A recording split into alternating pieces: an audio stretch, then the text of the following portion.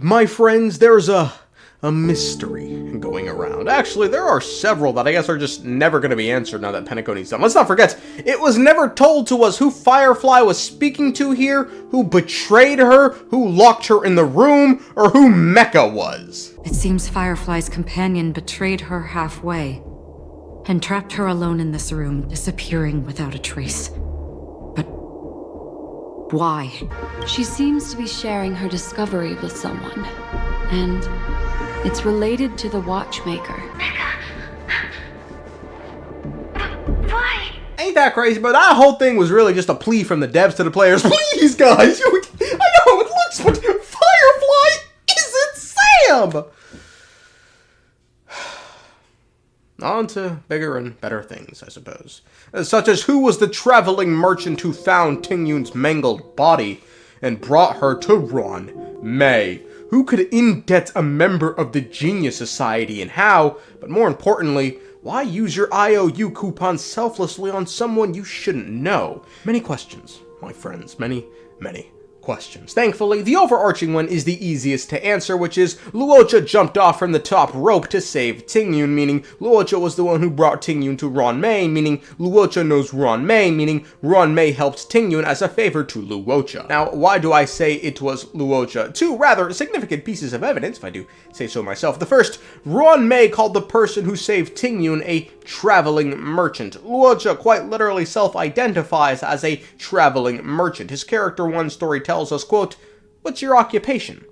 Traveling merchant. In addition to this, his voice lines say the phrase traveling merchant 4 times. I'm a traveling merchant, merely passing through. I have no one to rely on as a traveling merchant. The coffin draws attention. As a traveling merchant, it helped me a lot. A traveling merchant needs a knowledge of puzzles. Okay, I mean, fuck self-identifying. Evidently, this nigga sexually identifies as a traveling merchant. Another reason why Luocha is the traveling merchant Ruan Mei is referring to has to do with Yukong's comments when reuniting with Tingyun for the first time, which literally all but confirm it's Luocha. It seems as if I've become a pawn in someone else's game.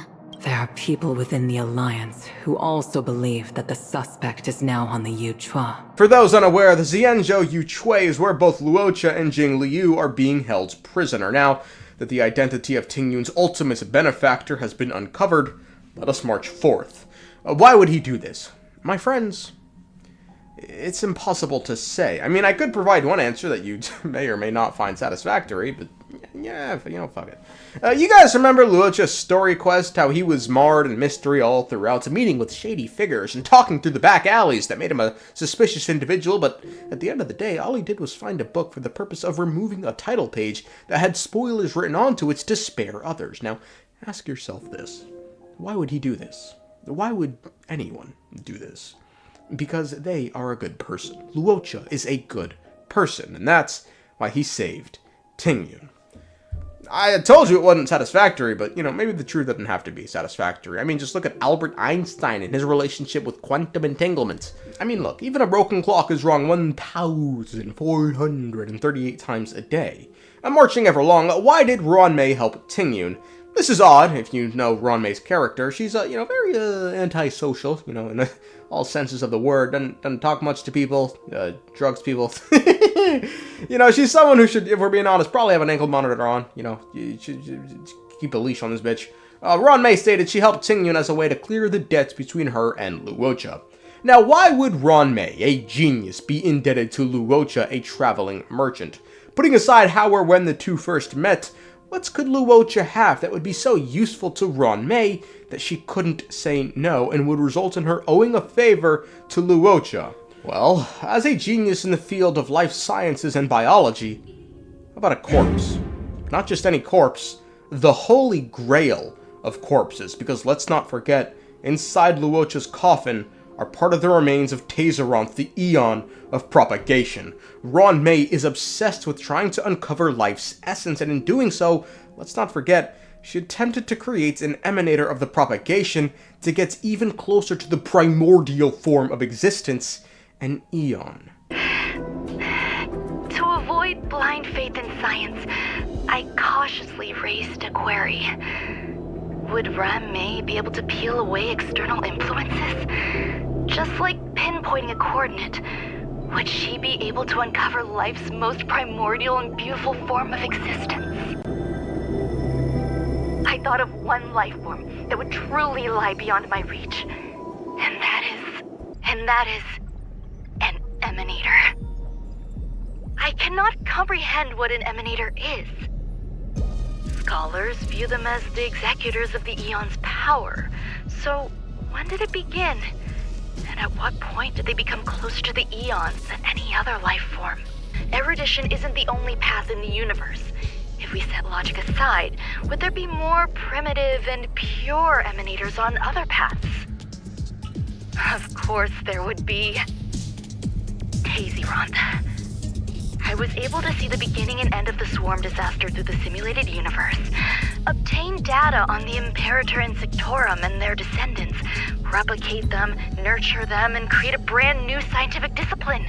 She failed. In her own words, what she created doesn't even come close to what an emanator is, and thus doesn't even come close to what an Aeon is. But imagine, for a second, if she didn't have to do any of this and could instead study the primordial form of existence firsthand. Well, she could, or can, thanks to Luocha, and it could be that's exactly what's transpired. When presented with such an opportunity such as that, she could not refuse. She yearns to understand the essence of life, to become what she studies. If life is cultivated and reproduced,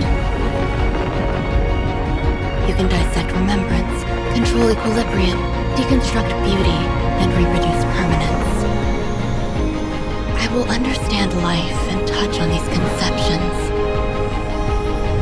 And perhaps I, too, can become an Aeon. An Aeon. What better way to become an Aeon than to study the biology of one, whether artificial or organic? Studying and manipulating Tazeront's corpse to her will surely would have granted her a deeper understanding of the once distant concept and further her goals. Now, there's a problem with all this, which is why would Luocha do any of this? If this theory is to hold, it has some problems. How did Ruan Mei come to learn of what Luocha is carrying? Did he tell her? You know, he seems to be pretty private about that coffin. Or did she, just sniff that shit out? But more importantly, why give her access? Unless he reasoned having a genius indebted to him would come in handy one day, giving her access to such an item seems bizarre, considering Ruan Mei could not have told him her goal of wanting to become an Aeon because Luocha...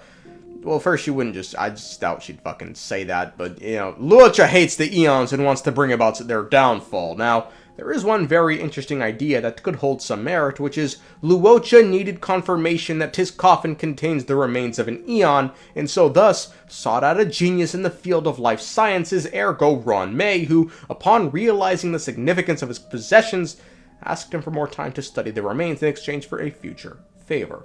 Regardless, their little exchange would bear fruit in the future when they would collab on a project to turn a once pure Foxian into a Fox Destruction hybrid with no desire to return home. Well done, team.